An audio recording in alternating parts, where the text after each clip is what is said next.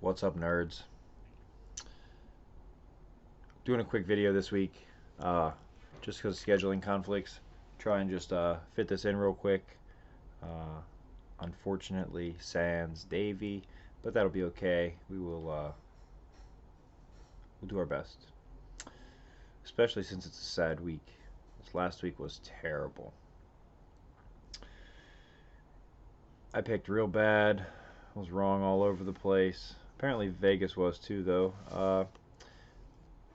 And after all that, we still would have been fine if Zombie would have pulled through, but he did not pull through. He got beat up. Apparently, he got hit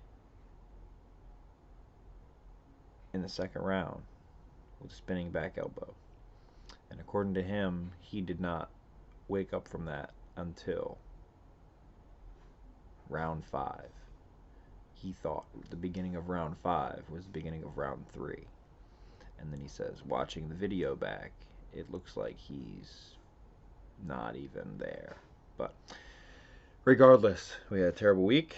We're going to try our best to redeem ourselves this week. So I guess we'll just get into it as quickly as we can.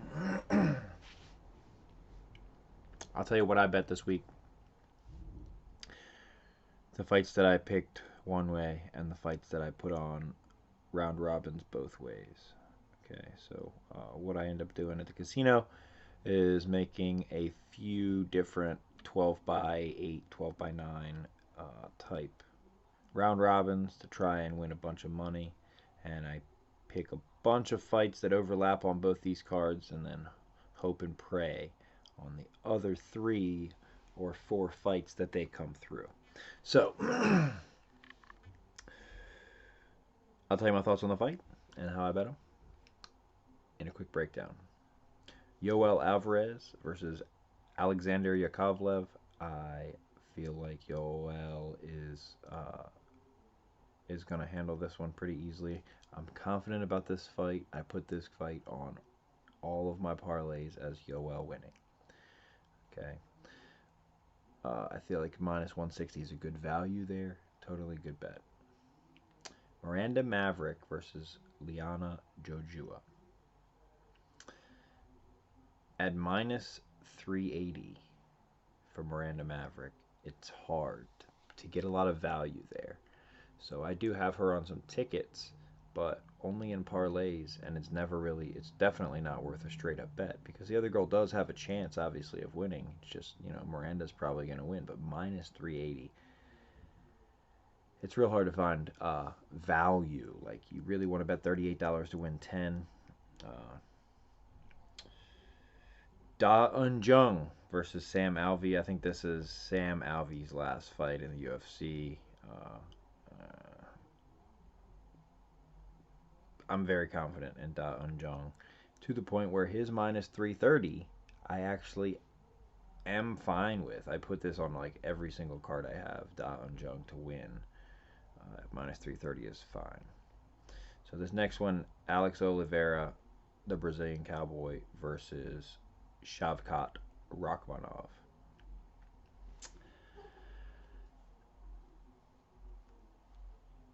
This is probably my pick of the week because I really think Rakhmonov is going to win this. Now, a lot of other pick 'em places, sources, podcasts picked us the other way because Alex Olvera is the more known name. He's got more UFC experience, everything else. But I just don't see it. I'm going to take Shavkat. Next up, we have Casey Kenney versus Nathaniel Wood, and I think Nathaniel Wood is going to use Casey Kenney as a little bit of a stepping stone. Now, that being said, I think this is a pretty close fight, and I did make a round robin bet that included like 4 fights that I wasn't so sure about, picked the opposite direction, so that regardless, I would win one or the other. And I took Casey Kenney on one of those alternate universe cards, where I pick wrong, Anyway, I think Nathaniel Wood's going to bring it home. Plus 150, this is a good bet at an underdog. I really like it at an underdog. Next fight, okay. So Stefan Struve versus Tuivasa. This is a fight that I could totally see going both ways. I don't see the fight lasting long, but I could see Stefan Struve taking it to the ground and submitting, and I could see. So Tuivasa's game plan is to rush in, push your opponent to the cage, and to throw an overhand right, and that is literally how Stefan Struve loses all of his fights. That being said, Taya has no ground game whatsoever, and he could easily just get taken down and submitted by Stefan. So both of these guys have exactly what it takes to beat the other person. So one of them is going to win. That's why it's a pick 'em, right? I picked Taya, and I put Stefan on my alternate universe card. Next fight is Kutaleba versus Ankalaev.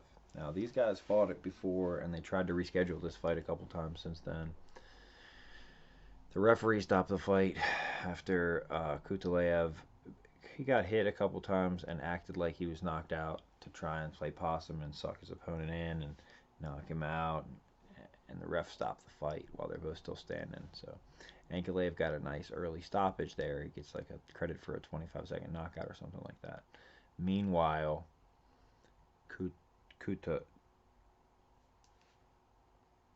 Kutaleba,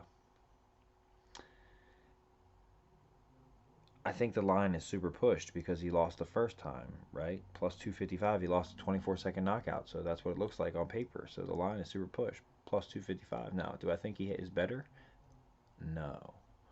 But I really like the way the tickets look when they have so much higher potential of winnings with that underdog versus the favorite. And at plus 255 versus minus 310, he is crazy enough to win this fight. Like, this guy throws hard. All he has to do is land one. And he can take the punches like he was just pretending to be hurt last time. He's not going to do that again. And he's been thinking about getting this guy back for this early stoppage for a long time. This is a fight he's been thinking about a long time. This is a way more even fight than plus 255. Next we have Lauren Murphy and Lydia Shakarova. And Lauren Murphy's basically in line for a title shot. She didn't have to take this fight.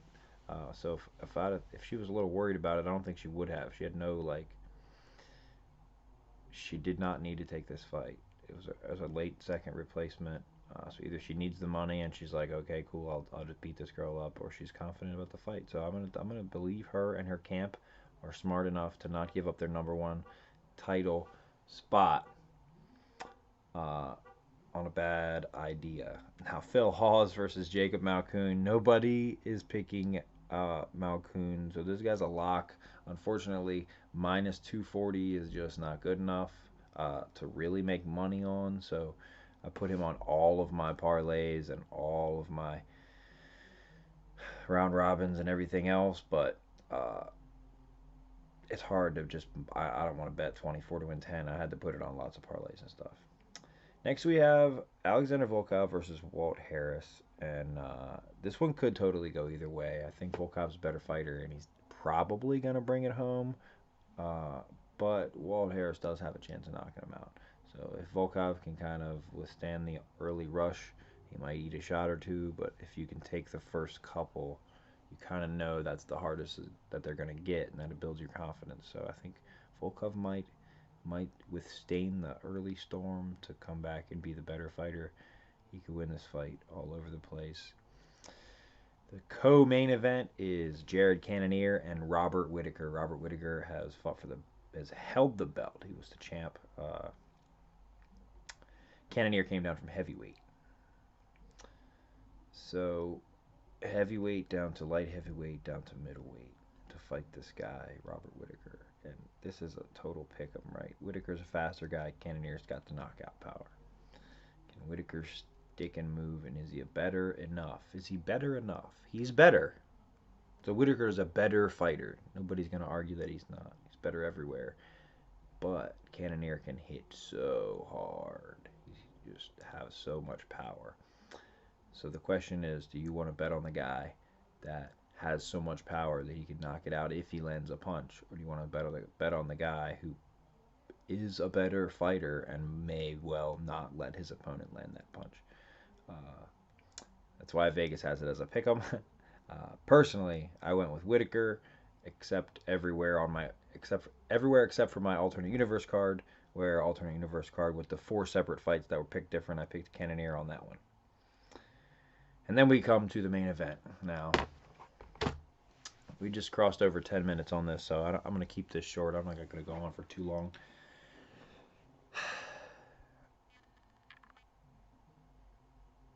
Nobody ever retires undefeated. Okay? Nobody does it. Everybody fights until they lose. Someday, okay, if you, from now till the end of time, keep betting every time someone fights Khabib, Khabib's always going to be the favorite by a lot, and the other person is eventually going to win. Now, that being said, I don't think anyone has a better chance than Justin Gaethje.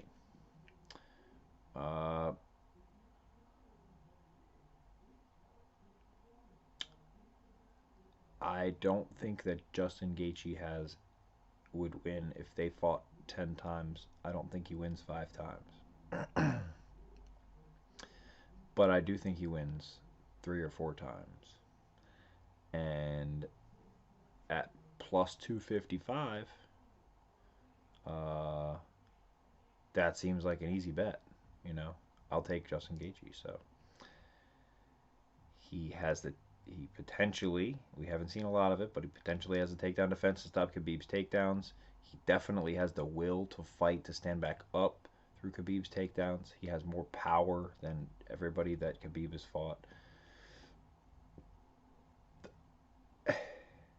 Khabib eats punches for takedowns. Okay, he definitely doesn't go through the fight untouched. Conor put a lot of punches on him. A lot of people have put a lot of punches onto Khabib's face. You can't do that against Justin Gaethje. So if Khabib comes in his normal way, just wading through the punches to collect a leg or two, it's not going to go his way. Like, he's going to really have to sell the punching. So Khabib first has to establish his striking to make the wrestling work against Gaethje. He will not be able to go out there and just aggressively shoot takedowns without setups. Okay? Gaethje will stuff that. So that means that Khabib has to engage at least some of the fight on the feet. And I just think that Gaethje's going to catch him some of those times. Doesn't take a lot. He throws heat. And I was kind of leaning towards making this my pick all week. And I will admit that I've watched other people's podcasts and I've read other people's research, and I do as much research as I can. You know, I want to be the most informed better. So I want to bet last. You know, I want to hear what everybody else thought. And everyone's going with Gaethje. And I'm like, okay, I thought it was just me. I thought I was living in crazy world, right? Maybe we're all just pumped up because the UFC always pumps up every candidate to a contender to try and make it seem like it's a good fight when it's usually not. Maybe I'm just pumped up on that, but everybody is picking Gaethje to win. All the pros, all the experts are picking Gaethje to win. This is the guy everybody thinks has the tools. Well, if it's not him, it's nobody. If it's not Gaethje, then Khabib never loses a fight at 155, and he can move to 170 or whatever, and yeah, he will never lose at 155 unless he loses this fight. I feel fairly confident about that. But nobody retires undefeated, so it can't be, right? This has to be the fight. He has to get knocked out here. You can't take damage against Gaethje like that. I mean, he hits so hard. So anyway, I bet on Gaethje on a lot of my cards.